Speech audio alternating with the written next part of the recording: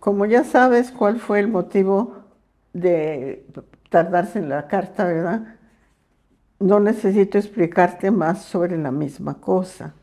Afortunadamente ya me encuentro perfectamente y trabajando de nuevo con renovado entusiasmo. Con respecto a tu pregunta de quién me cuidó, te digo que tuve un muchacho muy bueno que se portó a la altura, pues hacía todo lo que yo le pedía, sin pestañear y al instante. Se llama Roberto González Goide, muy fino muchacho. Ah, Roberto.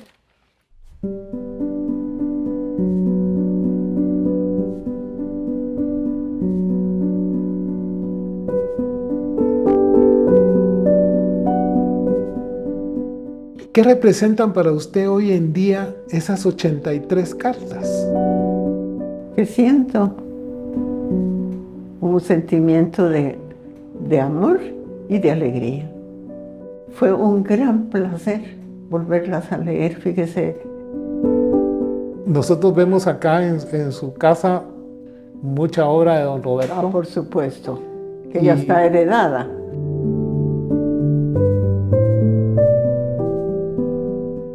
La cazadora de pájaros, para mí, que es la que está al fondo, representa realmente una muy buena visión de lo que es la obra de don Roberto. ¿Cómo no? Y del momento del cambio que él tuvo en Nueva York. Porque él llegó como llega cualquiera que estudia solo en la Escuela de Artes Plásticas. En esa época era solo retrato y paisaje. Él llegó a Nueva York y se encontró con todos los artistas que venían de la Segunda Guerra Mundial, de que se había acabado la Segunda Guerra Mundial en Europa. Se juntaban en Nueva York. Entonces ellos llegaban con surrealismo, con abstraccionismo, no solo realismo. Más de 50 años de matrimonio. Este es el estudio. Era el estudio. Aquí en este cuarto, sí. Aquí era donde pintaba y era muy ordenado para su trabajo. Subí en las mañanas después de desayuno, poco más o menos, aquí al estudio. Y esa era su mesa de dibujo. Su mesa de dibujo.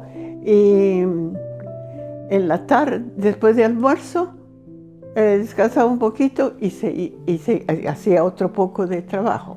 Y después se iba a tomar café afuera, él solo, porque éramos muchas mujeres.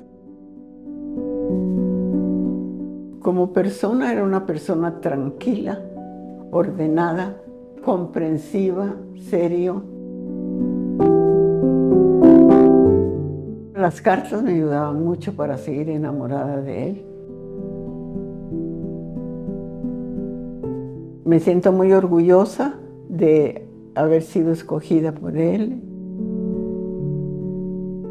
Te perseguiré con mis palabras hasta que me entiendas.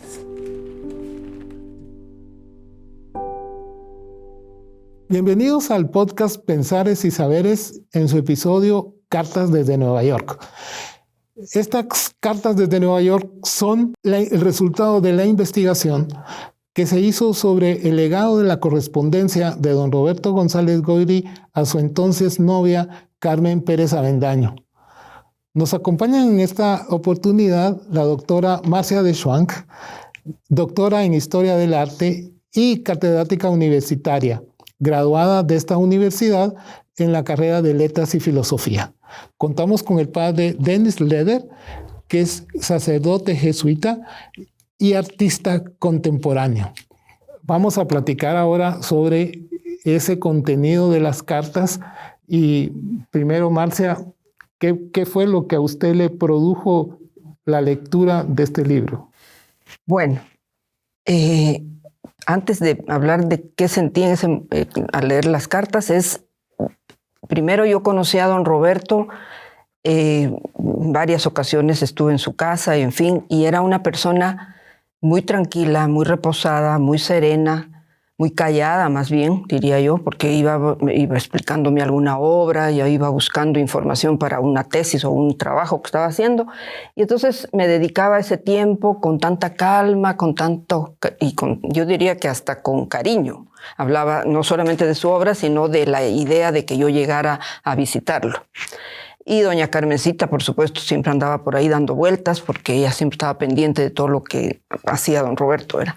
Entonces, lo consideraba yo una persona tranquilísima. Pero entonces leo las cartas y me encuentro primero, al hacer el análisis del literario, digamos, que es mi defecto profesional, encuentro 3 niveles de discurso.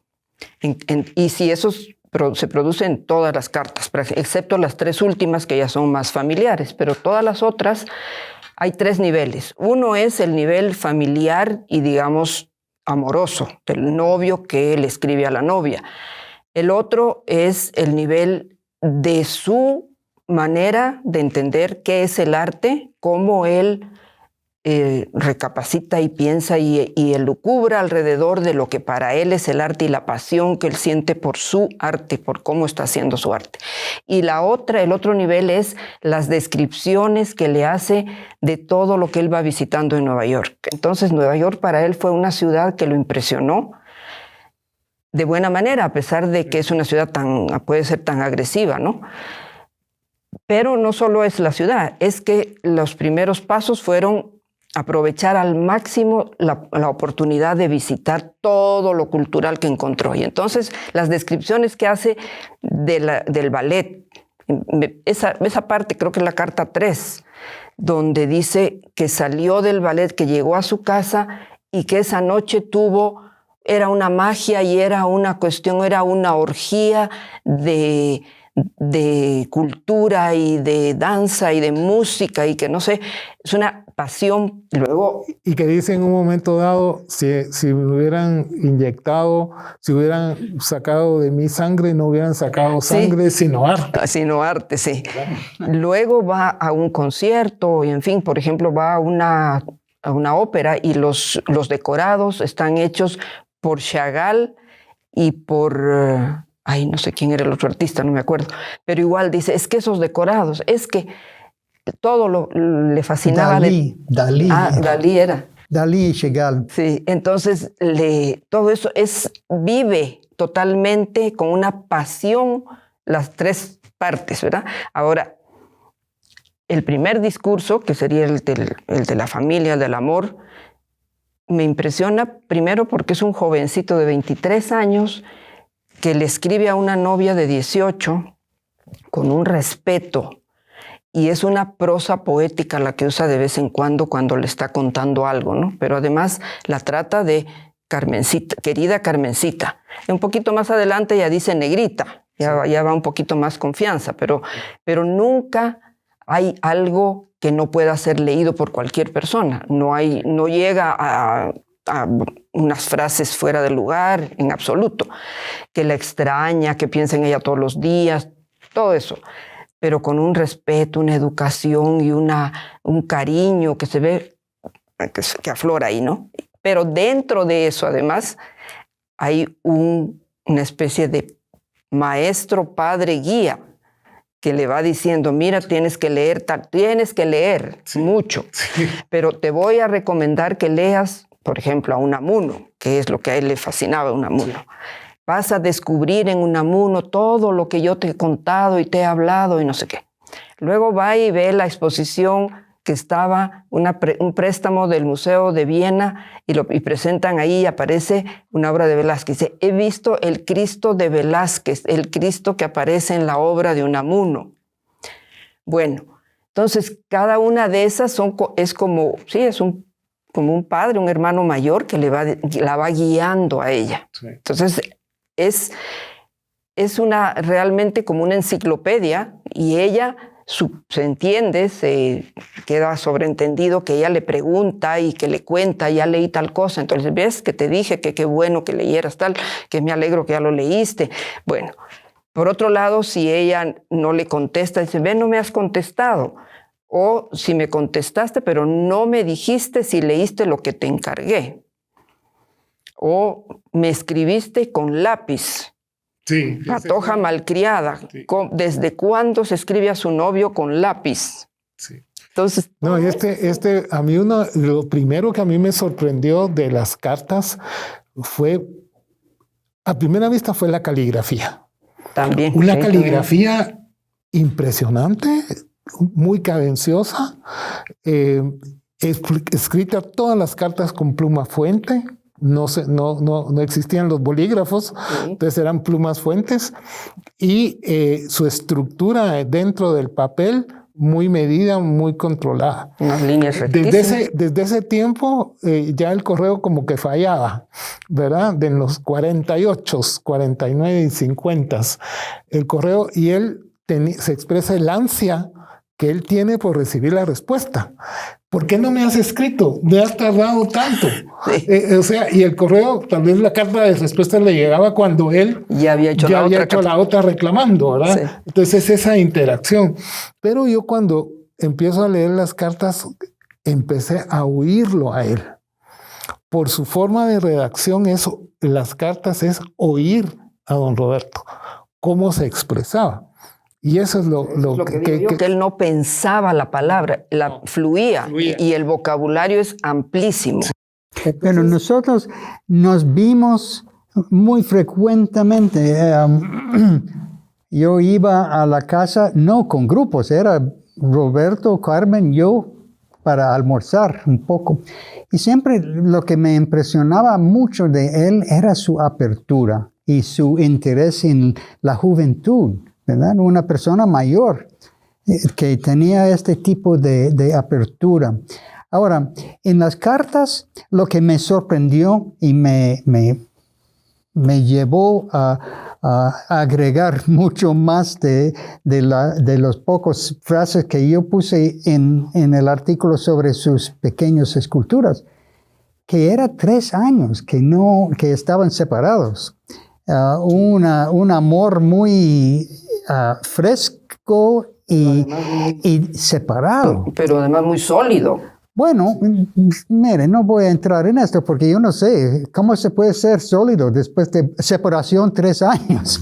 Pues sí, pero no fallaron. Y en las cartas realmente me impresiona mucho por el tema continuamente de cómo está su relación, que incluso algunas dudas de que un día podría operarse totalmente de mí. Entonces, eso es una tensión tremenda que tal vez yo pondría casi 85% del contenido de las cartas. Había algunas cosas que me llamaban mucho la atención. Su comentario sobre Clay, sobre su comentario sobre Gauguin, que no le gustó mucho, o que a mí me sorprende, porque Gauguin, ¿cómo se puede cuestionar? Es un gran artista, ¿verdad?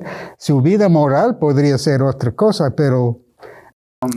Es que a Carmencita fue que no le gustó Gauguin, ¿verdad? Eran las cartas interesantes por esta persona joven que tenía la tensión tremenda entre lo que estaba haciendo y amando lo que estaba haciendo en Nueva York y pensando en su novia y su país. Y es interesante cómo, por ejemplo, él sabía, porque Carmen, su novia, estaba en la Escuela de Artes Plásticas, donde él también había egresado. Y él conocía muy bien el ambiente de los varones que encontraba que estaban en la escuela. Y sabía que la niña estaba rodeada de tiburones. Así es. De verdaderos tiburones, que trataban de asediarla a ella, ¿verdad? Entonces, esa tensión se nota en las cartas de cómo él le pregunta a través de preguntas muy ingenuas cómo está Dagoberto.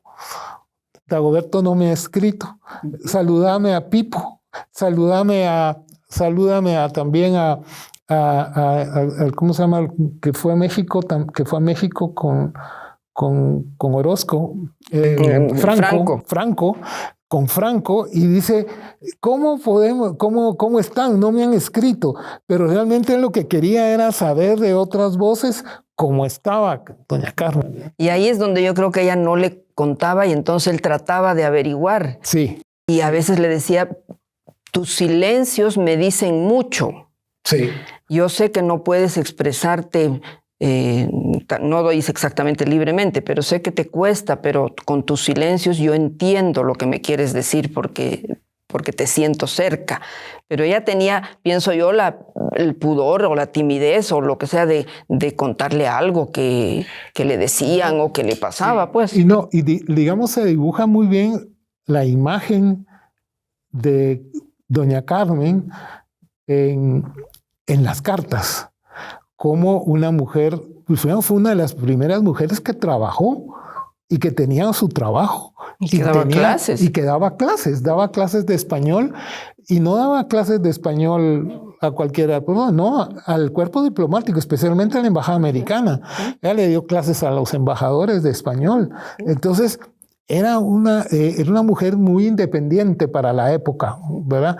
Muy independiente, me imagino que manejaba sus propios fondos y aportaba a su casa, pero también venía de un hogar que también se ve en todas las cartas, el ambiente hogareño de Guatemala de la época. Pero como les digo, yo pienso que ella tenía esas dos facetas, digamos, que era una persona inocente, joven, en fin, pero con carácter, porque se enfrentaba a eso, a la escuela, que ya era una cosa difícil, sí, y luego a trabajar con unas personas que no eran muchachitos, era el embajador o a gente que venía de fuera. Entonces sí tenía mucha prestancia ella. Sabe que lo que me impresionó también de las cartas era su forma de pulir cosas, de ver la importancia de simplificar, y también esta paradoja de estar separado tiene el efecto de unirse más. Es como el sufrimiento es lo que produce el crecimiento. Claro. Todo este tipo de... Roland Barthes lo dice en su libro Fragmentos de un discurso amoroso. Fue realmente fue interesante ver cómo Barthes dice que el discurso el ausente, el amor ausente, lo que causa es más atracción, y es un discurso en soledad, ¿verdad? En el momento en que él está escribiendo las cartas, que en los primeros años, que es otra revelación muy grande y que da para otra investigación, es su relación con Roberto Osé.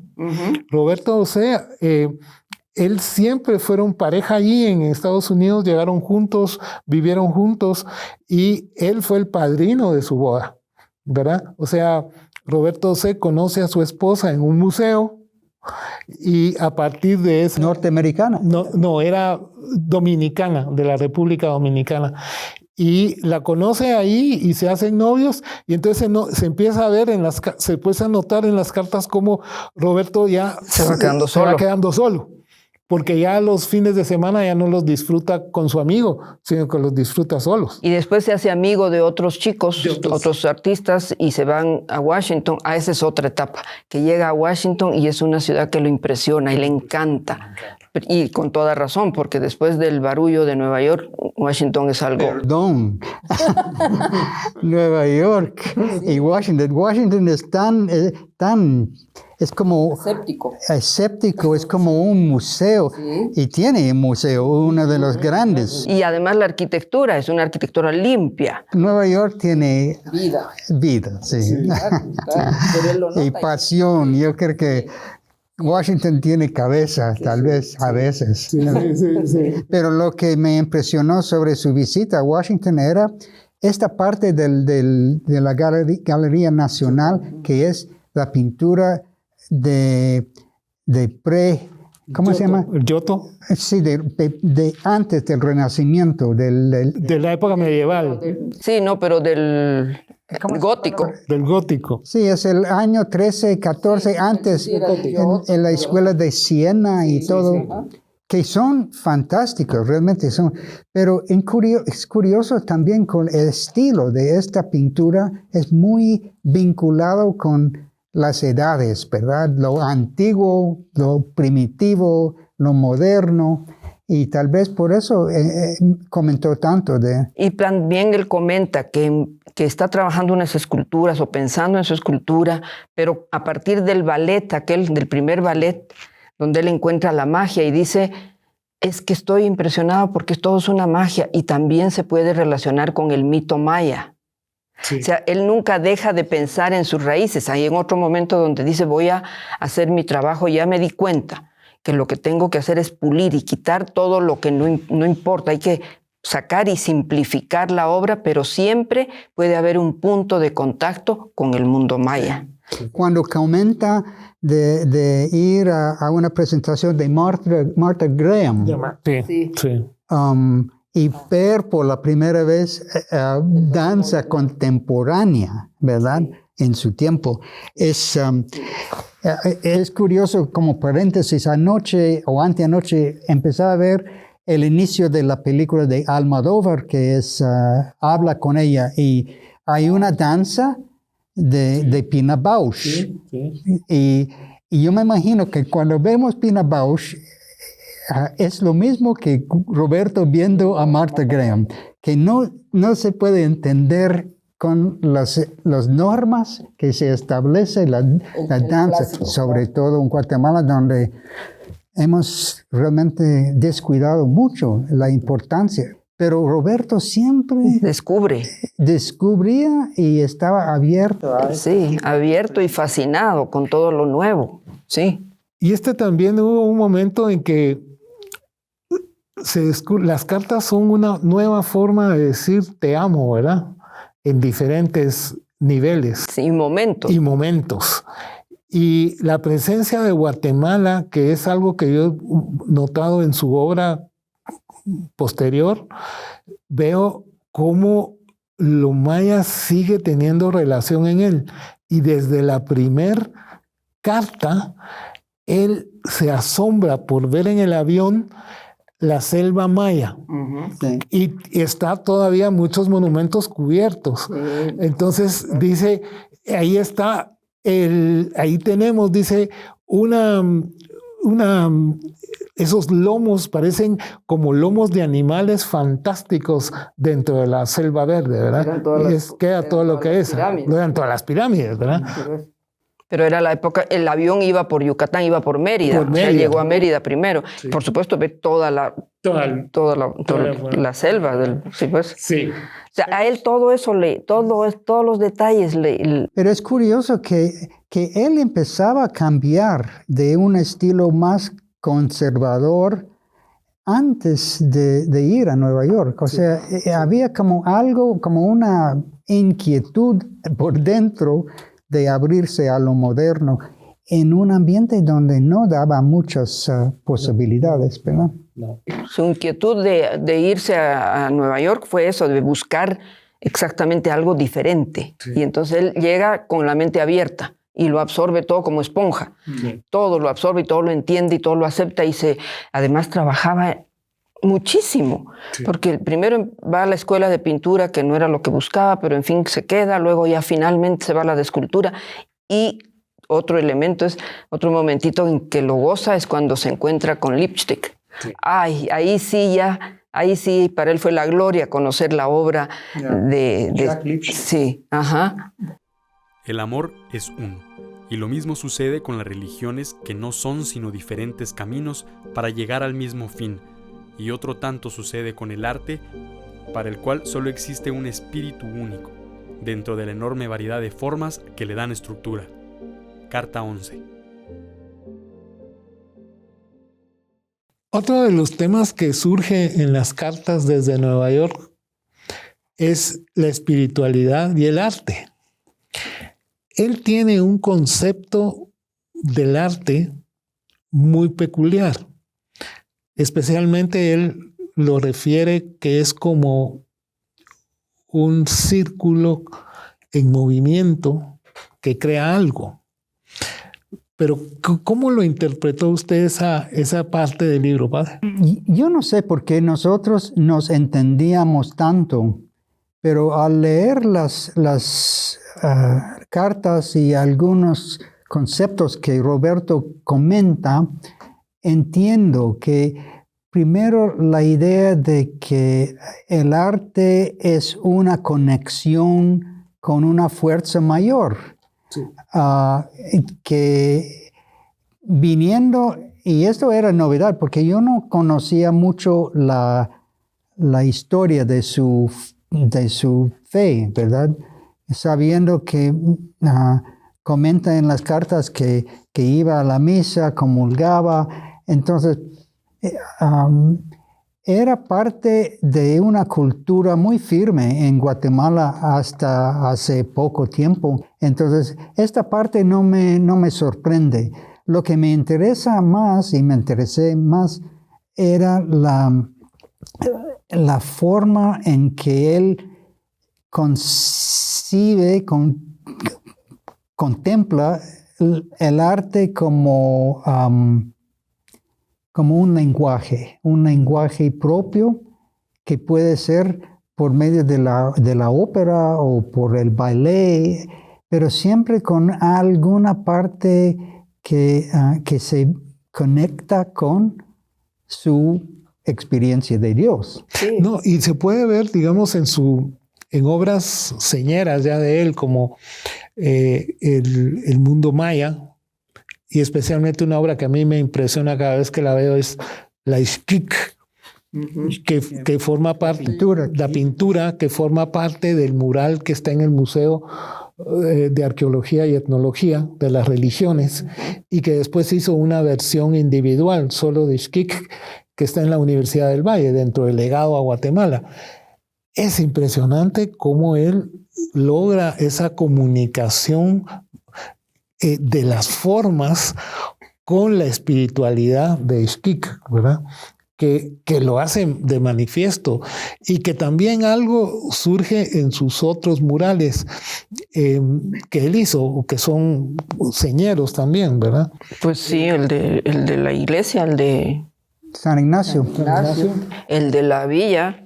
Sí. O sea, ahí él como se hubiera complementado, porque efectivamente él iba más hacia un mundo maya. Sí. Esa es su idea de incorporar el temas del mundo maya. Pero luego cuando le pidieron que hiciera algo para la iglesia, pues ahí se nota esa relación que él nunca dejó con una espiritualidad, con una religiosidad y como Dios como eje de todo el quehacer. Sí, más religiosidad, porque la espiritualidad es una cosa tan presente como la respiración, no podemos evitar.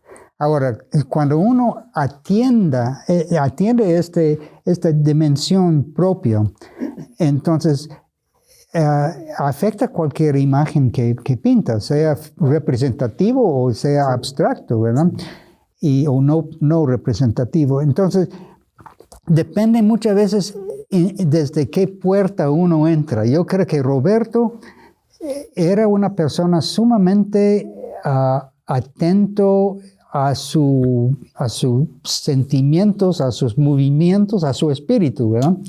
Entonces, y esto se refleja en los temas que escogió también. Pero hay otras personas que hacen obras religiosas, pero es la obra que quieren pintar más que lo que nacen de su espíritu, ¿verdad?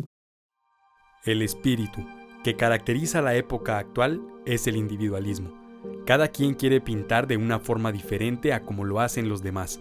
Cada quien quiere ser un renovador total del arte y cada quien lucha por imponer su propia voz. La lucha es feroz y conmovedora. Es interesante, otra parte es cómo la figura paterna que tiene Roberto va a venir de sus tíos, de sus tíos que eran dibujantes y caricaturistas. Es muy interesante cómo, por ejemplo, uno de sus tíos tiene una gran biblioteca y es quien le proporciona los libros. Por eso es que le decía yo a Denis que se ve que él, cuando llega a Nueva York, encuentra un mundo, por ejemplo, él dice, ¿no? Aquí aquí se comportan los artistas de manera individual, hay un individualismo, que es lo que corresponde a la época, pero fuera de eso la escuela funciona como una corporación, donde cada quien escoge lo que tiene que hacer y todos se apoyan.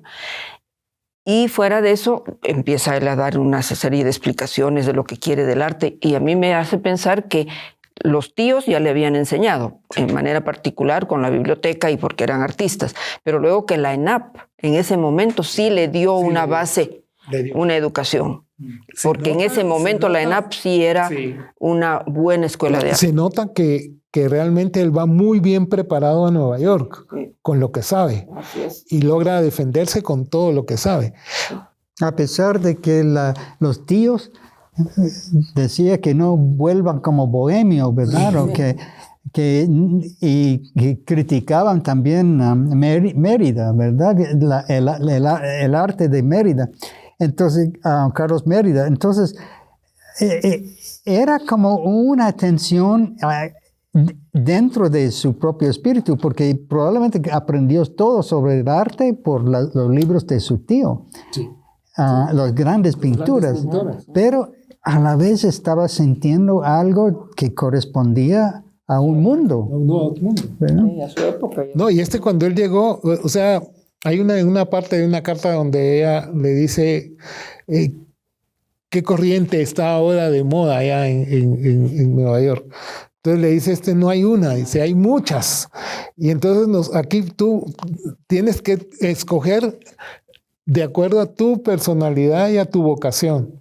Y esto es algo muy interesante porque siempre se habla de don Roberto como el pintor, pero él realmente iba para estudiar escultura, que era su pasión. Y eso también nos da una idea de cómo en Guatemala el valor de la escultura se ha perdido.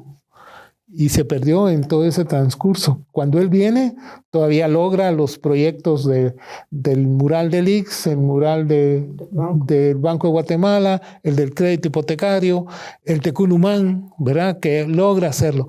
Pero los demás gobiernos municipales ya ni siquiera piden arte en las obras de arte. Se perdió eso.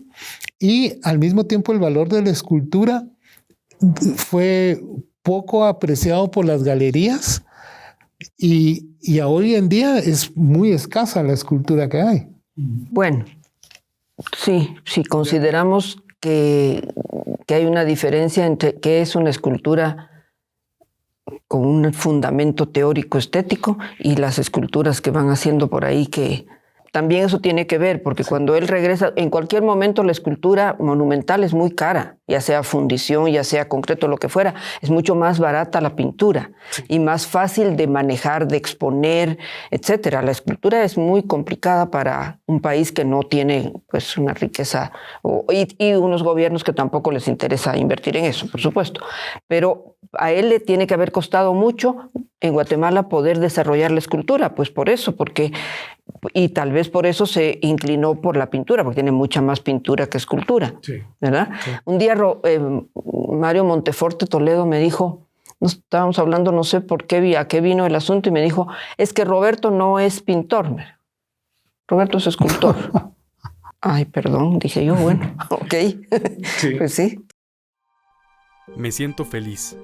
Tengo hambre de conocimiento, de amor, de vida. Cada vez que pienso, analizo la vida, me analizo a mí mismo y siento que soy feliz, dentro de lo atrevido y lo relativo que es esta palabra. Carta 7. Es interesante esa formación y la forma, se intuye también en toda la correspondencia, la forma en que él recibía las clases. Entonces, y hay un profesor que creo que es William Sorach, el que le dice, criticándole una escultura, porque en esa época se ponía la obra a los ojos de toda la clase y pasaba el maestro y hacía una crítica, ¿verdad? Y entonces cuando le toca a él no le dice nada. Y entonces lo único que le dice es que aprende inglés. Que aprende inglés, pero además que eso, le dice que piense en sus orígenes, en los mayas. Ahí es donde se lo dice. Que los amigos le dicen, él nunca se porta así con un docente, ¿verdad? El encuentro con este Lipstick es realmente muy señero para él, que lo marca mucho. Bueno, tal vez porque tenía esta entrada. Es interesante, Sicre, que lo introdujo a Jacques Lipchitz, ¿verdad? Entonces, y lo llevó a su taller. Entonces, si no fuera por este contacto, y yo estaba pensando en comparación con el mundo de hoy, casi sería imposible, ¿verdad? O sea, este tipo de intercambio. Pero digamos, la visita a este escultor a su estudio, primero me recordó mucho entrar a su estudio cuando yo entré por primera vez a su estudio aquí en la universidad, y después entré en Cefas, ¿verdad?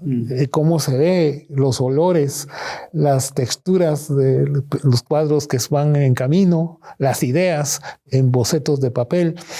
Pero después yo encuentro en la obra de don Roberto la pieza de la cazadora de pájaros. Esa cazadora de pájaros, que hay una versión en la casa de don Roberto, es realmente tiene muchas, lo que se llama intertextualidades con Lipschitz, ¿verdad? O sea, hay mucho de las formas. Y él le habla a Carmencita de esa obra. De esa obra.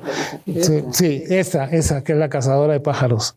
Esa es muy buena. Lo mismo que la cabeza de lobo, que yo tuve la oportunidad de verla en Nueva York, es una síntesis perfecta de la forma en que él logra y hacer es lo esto, que él ¿verdad? decía, ¿no? Que ir eliminando todo lo que sobre para llegar a la síntesis, a lo más... Pero también curioso de llegar hasta el punto de abstraer la forma, pero siempre dejando un poco la referencia a la forma. En toda su obra hay una referencia. Y hablando de referencias y todo, tenemos referencias, ¿verdad? O sea, si sea Lipschitz, la admiración de la simplicidad y profundidad de la obra de Paul Klee, por ejemplo. Pero esta imagen del caballo de Don Quijote, ¿verdad? Que es una referencia también, pero parece como Guernica de Picasso, sí. ¿verdad?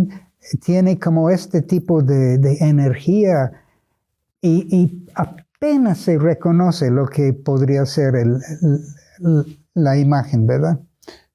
No, es parte, lo que se quiso realmente con publicar las cartas, primero que la familia accedió a que se publicaran, especialmente doña Carmen, y creo que restituye en partes lo que fue la vida de don Roberto y de todas las publicaciones que tiene él, ¿verdad? Porque en sus cartas, o sea, su libro que recopila todas sus conferencias, tiene un papel muy importante. Se nota, por ejemplo, es algo, ¿verdad?, que ha cambiado mucho, es que doña Carmen trabajó en la biblioteca de Liga, y de ahí ha de haber tenido mucha información don Roberto para poderse ir a Nueva York.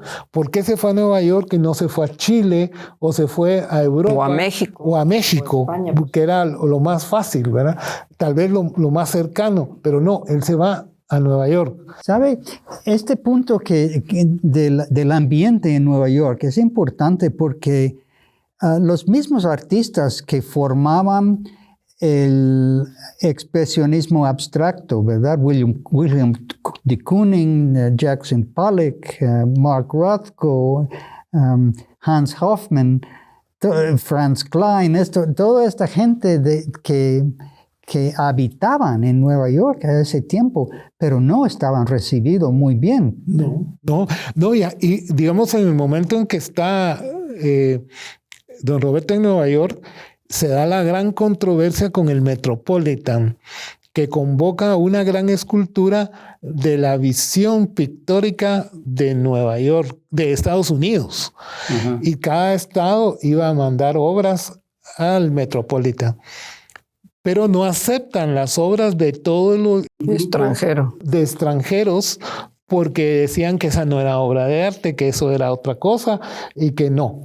Entonces ellos hacen una protesta y esa protesta salió en live como la protesta de los irascibles. Irascibles, sí. Y esos irascibles están todos ahí y él vio esa, y después de todos modos no los aceptaron a estos nuevos y se hizo la exposición en Nueva York, pero en el Metropolitan, pero sí dejó mucho. Yo cuando veo la obra abstracta de los 80, de la década de los 80 de Don Roberto, que no es muy figurativa, sino es más abstracta, encuentro rasgos del expresionismo abstracto absorbido por él en la cultura guatemalteca.